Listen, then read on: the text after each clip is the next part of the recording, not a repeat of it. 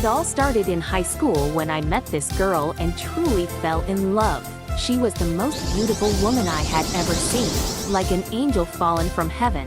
With her short black hair, she was literally the girl of my dreams. I got along super well with her family. They loved me, and it felt like we all loved each other. It was genuinely a beautiful relationship, and I wanted to marry her, have children, and spend the rest of my life with her, growing old together. Then, when I was in high school, I was quite the troublemaker, barely attending classes. Being from a small town, my dad got fed up and forced me out of high school, saying I was good for nothing.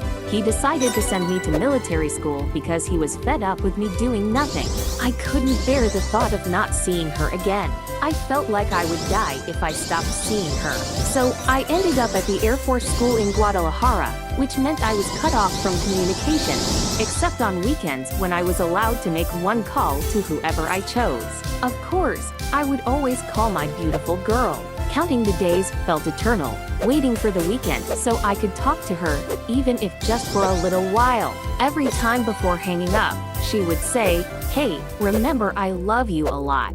A phrase she would always repeat at the end of our calls. I was so excited, planning to propose to her once my training was over. Finally, when the year concluded, I decided to go to Mexico City to find her and give her the ring. It was the happiest day of my life. So, I arrived in Mexico City by night, planning to see her on the 10th.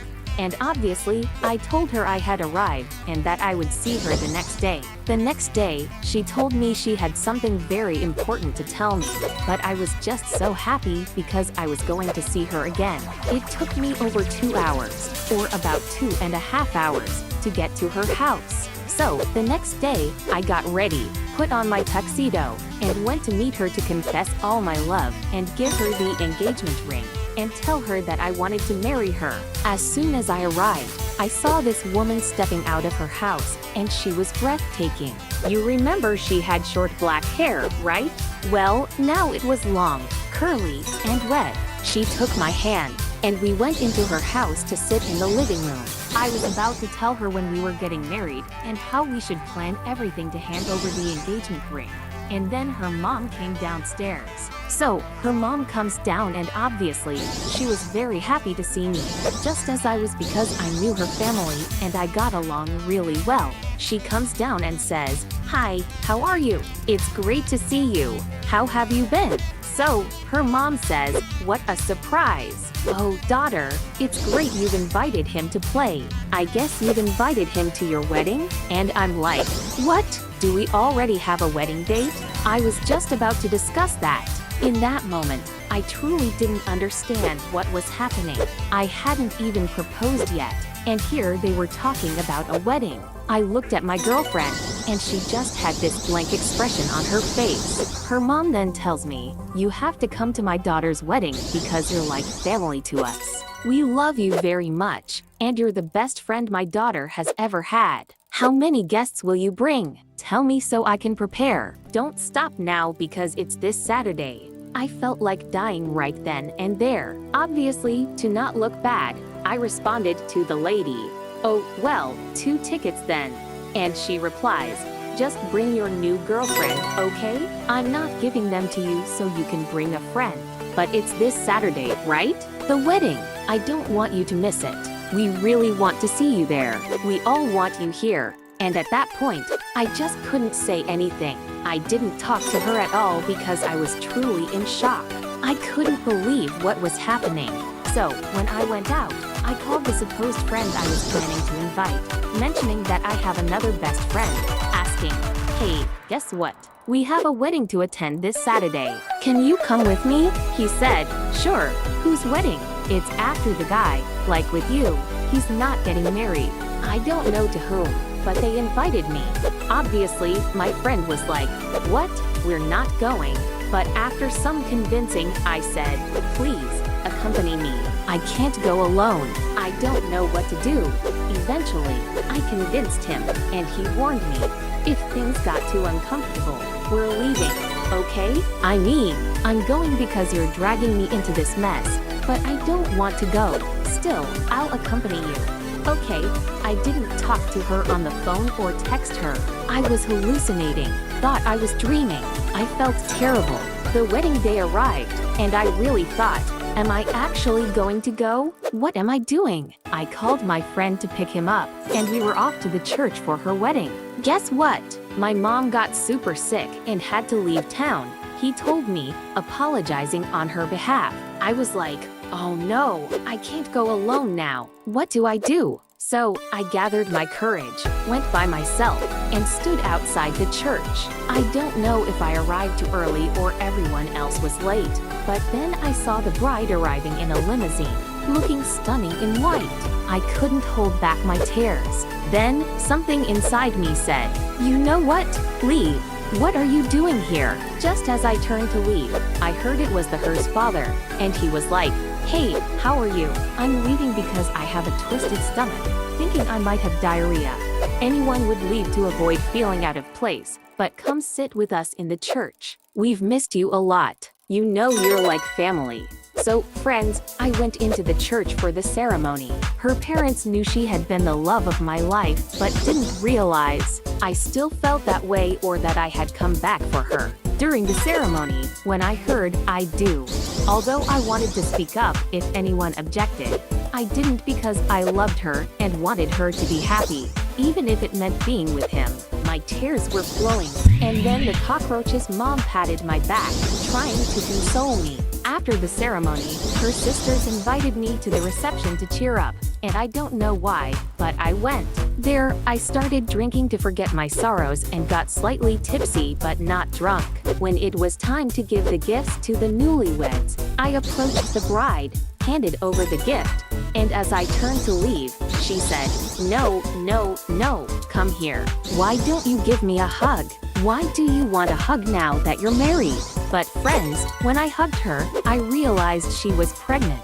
I hadn't noticed she was pregnant when I came back to the city to see her. As we looked at each other, she said, yes, I'm pregnant. Many thoughts crossed my mind, like maybe they were forced to marry, but I never asked. I got really drunk, and the cockroach's mom told me to sleep over because it was late, and I lived 2.5 hours away. Somehow, I woke up in their house, completely lost. The next day, during breakfast, I saw the newlyweds coming down, and I couldn't take it anymore. I got up and told them I had to leave because it was getting late. I never heard from her again, but I swear I still love her and wish her happiness wherever she is. Ever since I found out my boyfriend was cheating on me, I sought revenge by getting involved with a TV celebrity I had always admired. After messaging him one day, we started getting to know each other. He was super popular, often seen on TV and hanging out with celebrities, which made him quite arrogant. Initially, everything seemed perfect. He was super sweet and attentive. One day, he surprised me with a dress for a dinner date. When I got home and saw the dress, I was like, no way, let's go. When I arrived at dinner, he had mariachi music playing and declared his feelings for me. And of course, I said yes. I love you too. Just before our 1-year anniversary, the jerk told me he needed proof of love, essentially asking for my virginity. Being naive and in love, I agreed, asking when and where he wanted it. After I gave him the most precious gift a woman can give, everything seemed perfect for a while. He serenaded me, brought flowers, and was incredibly thoughtful, showing off with dinner dates. But then, as you might expect, he started acting weird, coming late, making excuses, and distancing himself from me. He was started to be super aggressive, would pull me, scream at me, in short, it was bad. Then one day, it started to rain. He left me at my house, and he stayed. My parents said he could stay, so he was in the living room. And then, at one point, he went down to the living room with the jerk, and I saw he went to the bathroom and left his phone there. Truth is, he and I didn't check each other's phones because we had a lot of trust. We got along super well, so there was no need. But as they say, opportunity makes a thief. so I decided to grab the phone while he was in the bathroom. Right at that moment, a message arrived. Beautiful random side a heart, and not just the nickname. There was also a little red heart, you see. Then, his phone didn't have a password, and I thought, here I am, my king, and I grabbed it. My whole body was trembling, adrenaline rushing, my heart pounding, and sure enough, there were 1,000 messages, nude photos, nude videos, and not just with her, but with a bunch of other women, a bunch of them, and he wasn't with me. So, it wasn't just conversations with his EXs he was seeing. There were also conversations with my friends, whom he was also seeing. This jerk, to the pretty random Saida, would say, leave your girlfriend already, stop the charade, and that boring old hag, why are you with her? She's ugly too. And you know what he answered? I'm going to leave her, just give me a chance. I already got what I wanted, the little treasure, she's no use to me now. So it turns out that this random Saida was his ex-girlfriend. Then, just as I heard the bathroom flush, I thought, I've got what I wanted. And I went up to my room and cried all night like Magdalena. The next day, I got up for breakfast as if nothing had happened, as if I hadn't seen anything. He took me to school, so I thought, okay, if he talks to girls, I'm going to talk to guys. That was my revenge, or my master plan.so. I started responding to all the guys who messaged me, because as I mentioned earlier, he thought he was the star of the show, saying I'd never cheat on him because he'd hear about everything. He believed he was untouchable because of his popularity and TV appearances. But then, I added this gorgeous 30-year-old guy. Let's call him ELP Pila. Handsome, attractive, a real man with a silver back and a golden chest. I don't know. I started talking to him, seeing him, and it didn't matter whether Cucaracho was around or not. Honestly, I didn't care. ELP Pila was just too good. Seriously nice. And I ended up throwing my lot in with ELP Pila, thinking I was busy with homework while I was actually out with the new guy. Then one day, Cucaracho comes up to me and says, you know, something's wrong with you. You're acting weird. What's going on? Let me see your phone to check it.